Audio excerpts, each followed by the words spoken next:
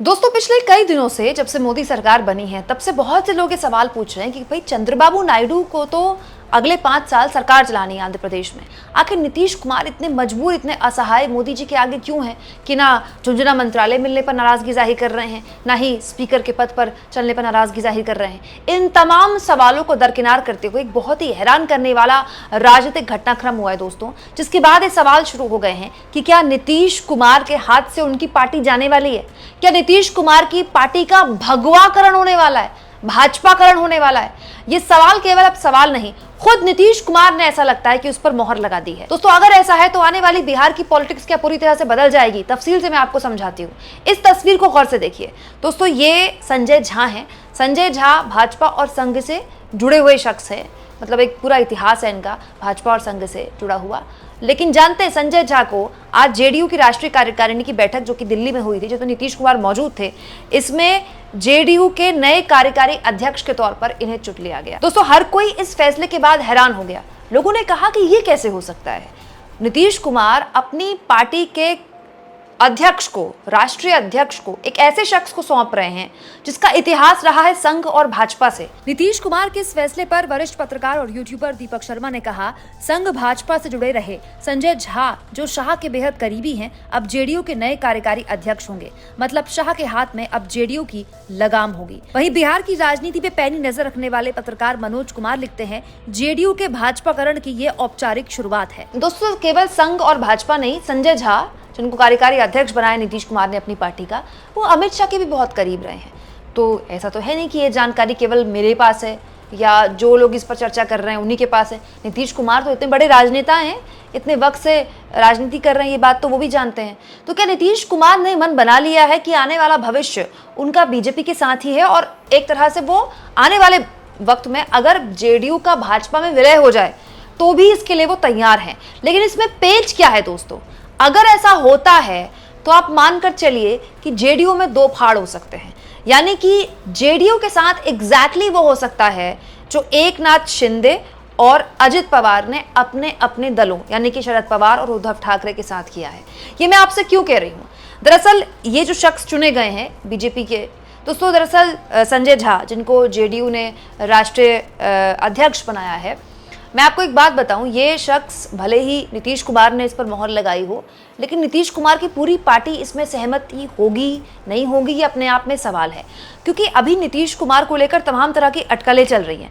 नीतीश कुमार के बेटे निशांत कुमार भी पॉलिटिक्स में आ सकते हैं, इसको लेकर लगातार जेडीयू के नेता ही बयानबाजी कर रहे हैं। जैसे जेडीयू की सांसद है दोस्तों लवली आनंद, उन्होंने इस तरह की चर्चाओं पर कहा कि अगर नीतीश कुमार का बेटा नेता नहीं बनेगा, वो राजनीति में नहीं आएंगे तो खेतीबाड़ी करेंगे क्या? मतलब जेडीयू की सांसद ये कह रही है, नीतीश कुमार की पार्टी की सांसद कह रही है कि नीतीश कुमार के बेटे को पॉलिटिक्स में आना चाहिए। हालांकि नीतीश कुमार अपने परिवार को पॉलिटिक्स में लाने को लेकर इससे पहले विरोध में रहे हमेशा, इसलिए उनके बेटे कभी भी लाइमलाइट में नहीं आए। लेकिन हाल के दिनों में खुद नीतीश कुमार की पार्टी के कई नेताओं ने नीतीश कुमार को एक तरह से दबाव बनाने की कोशिश की है बयानबाजी करके कि आप अपने बेटे को पार्टी सौंपिए। क्योंकि दोस्तों हर पार्टी में दो तरह के आवाज़ें होती हैं। कभी ऐसा नहीं होता कि पार्टी एक सुर में बोले।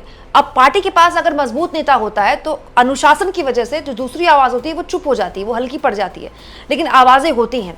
अगर नीतीश कुमार इस रास्ते पर जा रहे हैं कि वो अपनी पार्टी का भगवाकरण कर रहे हैं, संजय झा को अगर वो कार्यकारी अध्यक्ष बना रहे हैं, इसका मतलब वो चाहते हैं कि भविष्य में, हो सकता है उनके दिमाग में हो कि भविष्य में पार्टी का विलय करा दिया जाए बीजेपी में। अगर ऐसा हुआ तो क्या पार्टी दो फाड़ हो जाएगी? क्योंकि दोस्तों बीजेपी के साथ गठबंधन की सरकार चलाना और अपने पार्टी का अध्यक्ष एक ऐसे शख्स को चुना जाना जो कि अमित शाह के बेहद करीबी हैं, जो संघ और भाजपा से ताल्लुक़ रखते हैं, दो बिल्कुल अलग चीज़ें हैं। जेडीयू के साथ ऐसे कई नेता हैं जो शुरुआत से ही नीतीश कुमार के साथ हैं। नीतीश कुमार हम तो चाहेंगे 100 साल जिए दोस्तों, लेकिन हर किसी के पास एक उम्र की बाध्यता होती है। नीतीश कुमार के पास उम्र का लिहाज से इतना वक्त नहीं है कि वो एक लंबी राजनीतिक पारी के बारे में सोचें कि 50 साल या 60 साल में हमें क्या करना है। तो क्या नीतीश कुमार ने मन बना लिया है कि ऐसे शख्स को आप पार्टी का अध्यक्ष बनाएंगे जिसका संघ से जुड़ाव है, जिसका बीजेपी से जुड़ाव है, जो कि अमित शाह के खास है, और धीरे धीरे आप अपनी पार्टी का या तो विलय कर देंगे या एक तरह से अभिन्न हिस्सा बन जाएंगे बीजेपी का।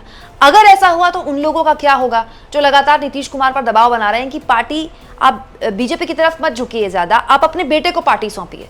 और इसका पूरा इतिहास है दोस्तों, जिन जिन दलों ने हमारे देश में, अब ये अच्छा है या बुरा है इसको लेकर आप चर्चा कर सकते हैं, लेकिन जो जो पार्टियां बेटों के हाथ में गई या बच्चों के हाथ में गई वो पार्टियां सर्वाइव कर गई। आरजेडी, लालू यादव के बाद तेजस्वी यादव पार्टी संभाल रहे हैं, खुद चिराग पासवान अपने पिता के देहांत के बाद पार्टी संभाल रहे हैं, अच्छे से संभाल रहे हैं। और लोगों ने चिराग पासवान को ही रामविलास पासवान की विरासत सौंपी, उनके भाई को नहीं सौंपी, पशुपति पारस को।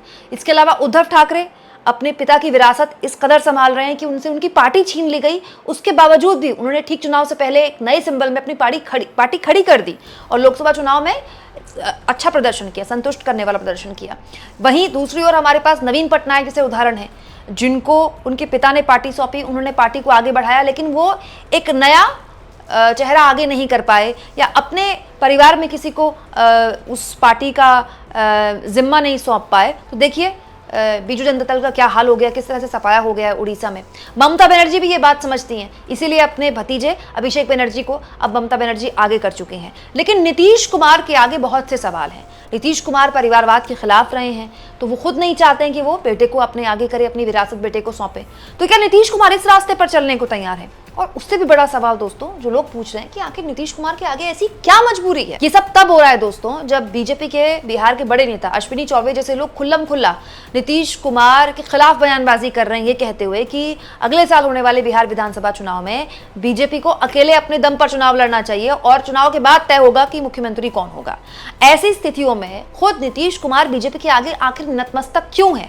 ऐसी कौन सी मजबूरी है नीतीश कुमार के आगे कि वो पार्टी जो उन्होंने खुद खड़ी की, जिस पार्टी के लिए जो पार्टी सत्ता में रहे, जेडीयू, उसके लिए उन्होंने लगातार गठबंधन पर बदले, कभी इस पार्टी के साथ कभी उस पार्टी के साथ, उस पार्टी की कमान वो एक ऐसे शख्स को सौंप रहे हैं जिसका इतिहास संघ, बीजेपी और अमित शाह के करीबी होने का रहा है। और अगर नीतीश कुमार ने ऐसा मन बना ही लिया है तो क्या उनकी पूरी पार्टी उसका इसमें समर्थन या साथ देगी? और अगर नहीं देगी तो क्या नीतीश कुमार की पार्टी भी टूट सकती है?